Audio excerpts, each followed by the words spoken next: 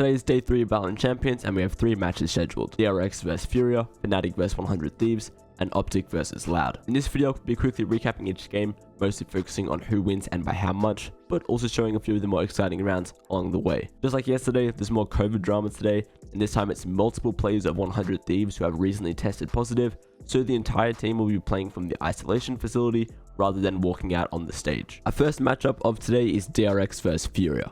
DRX are a team that a lot of people have had high expectations for a long time, but each time we've seen them at the international level, it feels like they end up just falling short of that.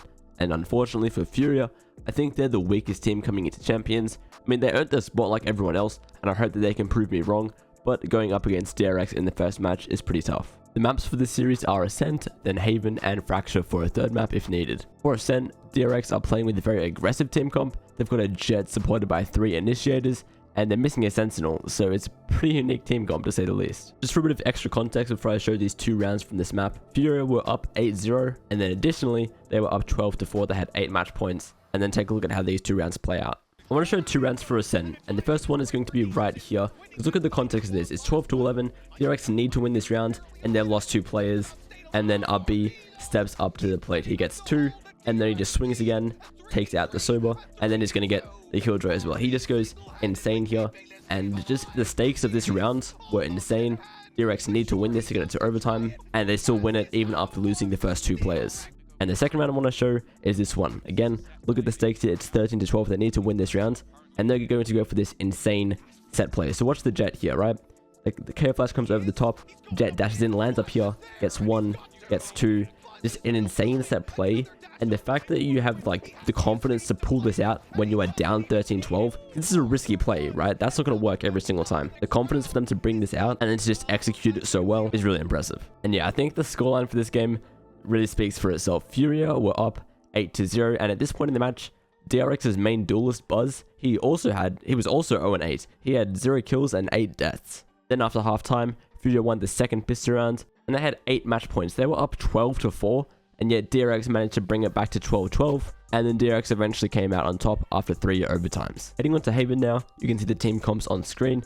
Nothing too out of the ordinary here, although we would normally see Buzz on the Killjoy and RB on the Jet, but maybe DRX are changing that up for Champions.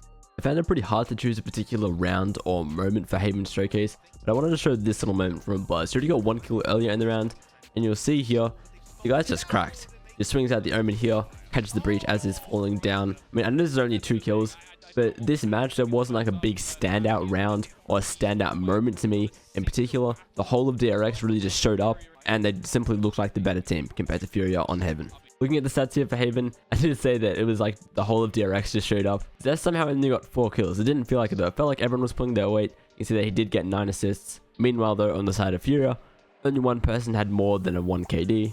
And overall, Haven was just a very dominant map for DRX. The series as a whole though, at least at first, they were very, very shaky. Again, the first 8 rounds in a row they lost. Buzz was 0-8, and yet you can see here, even after being 0-8, he still got the most kills out of anyone over the 2 maps. So it took him a while, but when he got going, there was no stopping him. So taking a look now at Group D, DRX have moved on to the winners match, whereas FURIA are in the elimination match, and they will verse the loser of FNATIC and 100 Thieves. Speaking of those 2 teams, their match is on right now. FNATIC, although they didn't win Champions like many people expected, are still arguably one of the best teams in the world, and I think especially with the unfortunate COVID situation for 100 Thieves right now, that FNATIC will win this match pretty easily. The maps for this series are Pearl, coming in from FNATIC, then Bind from 100 Thieves, and Haven as the decider. This is only our 2nd time seeing Pearl at this pro level, and I especially find FNATIC's comp to be pretty interesting. They've got Neon as their only duelist, and then also Astra as a solo controller, and the Fade is pretty standard, except they also have the Sky in addition,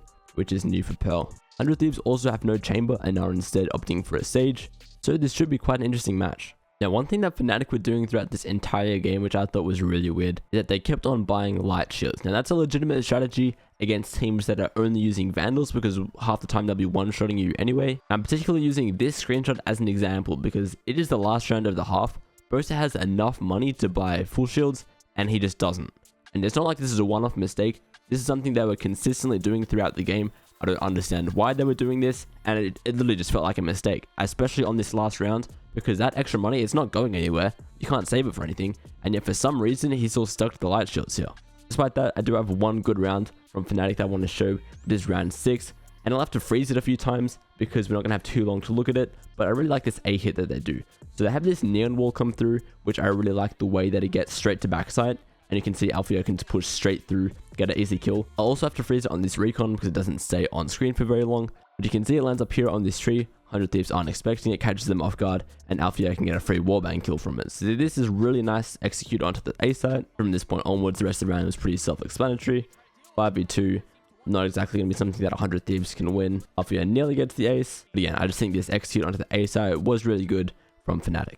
I think this match of Pearl was overall pretty disappointing and messy, which I think is sort of to be expected when a map is coming into the pro level for the first time like this, but it almost didn't feel like it was FNATIC's map pick. They kept on going B even though they didn't have a Viper, and I showed you that really good A execute, but it felt like that was all they had. There weren't many other amazing executes or retakes that they had. It didn't seem like they had many strats prepared for this map, and again, they were doing that really weird thing with the light shields, which I still don't understand what the point of that was. Looking at Bind next, it's 100 Thieves map pick, but it's also a good map for FNATIC, and I can pretty easily see this one going either way.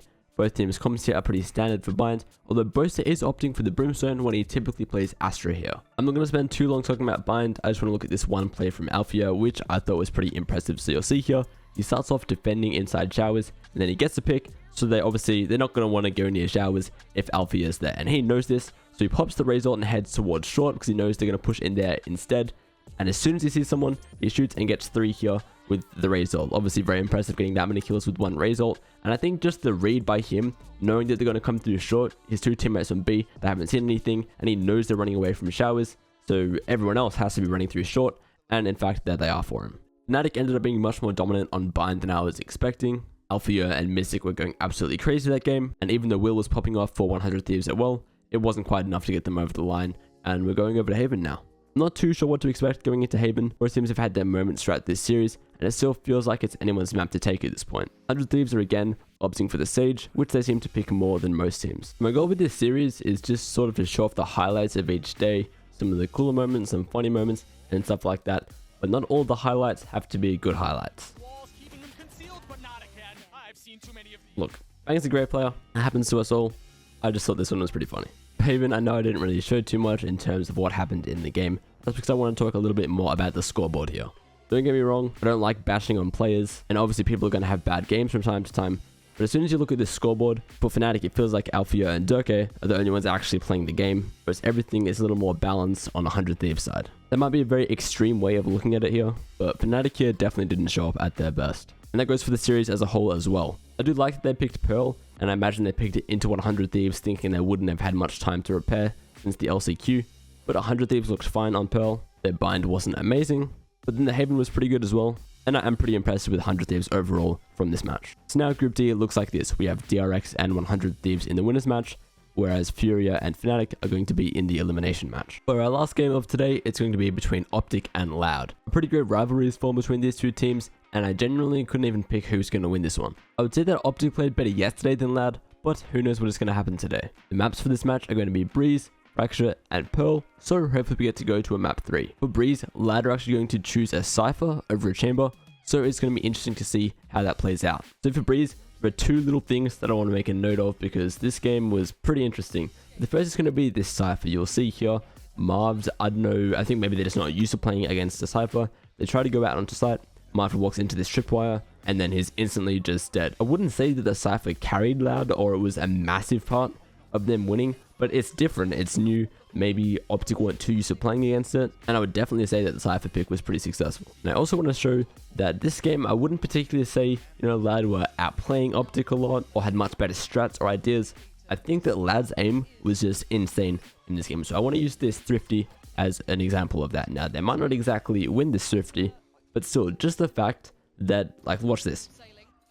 Aspas, insane shot right there. And here as well from Les. He just takes Marv's head right off. So yeah, Loud don't win this round, but I just thought that was a pretty good example of how their aim was on point this game, and they were creating opportunities for themselves, which might not normally open up. The overall scoreboard doesn't look too dominant by Loud. That's mainly because Optic had a little run on the start of their defense. But to be honest, I think this round was won at halftime. Loud were up 11-1. So instead, I want to show what the scoreboard was like at halftime. You can see here, Optic only had 2 first kills for the entire map. FNS had a 1 KD exactly, whereas you can see everyone else was having a shocking half. And that's not even necessarily because they were whiffing, just Loud were going crazy. You can see that 3 individual players for Loud had a 300 ACS on their defense.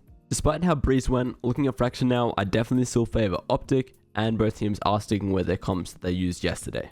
What I want to show for Fracture is this round 12. Now, it will end up just being an insane, crazy play by a player like I normally do, but at the start, I just thought this was entertaining. Just the pure amount of abilities that are about to come out here. Watch poor Victor's point of view. He's blinded by the Fade Dog, and then he gets Breach Util going everywhere. There's a Neon Wall, KO Nice coming through, then Breach ults, then Fade ults, and then this is just insane. The amount of utilities coming through, then KO flashes, and then everyone's dying. I just thought that was wild. Everything is all over the place. That's what happens when everyone leaves their ultimates until the end of the half. And I promised you a player popping off. So here's Ye doing Ye things. Protagonist in this story. This round, the ace, if he gets the timing right, he knows he reads an animal in these moments.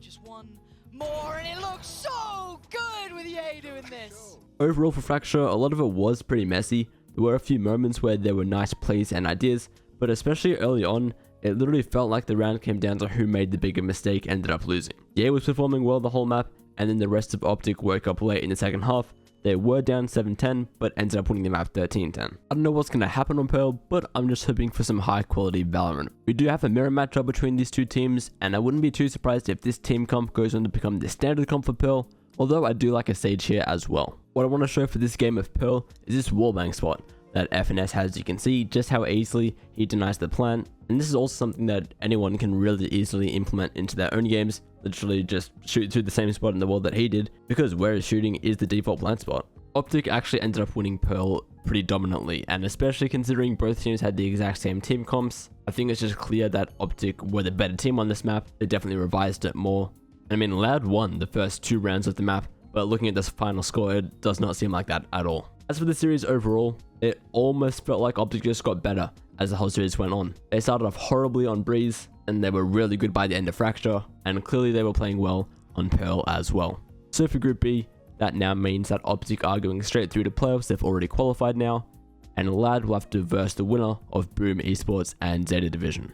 That's all for day 3. I'm really interested to see what happens in the games tomorrow, as FPX, the Masters Copenhagen winners, will be playing for the first time since then, and by the end of tomorrow we will have seen all the teams at Champions play.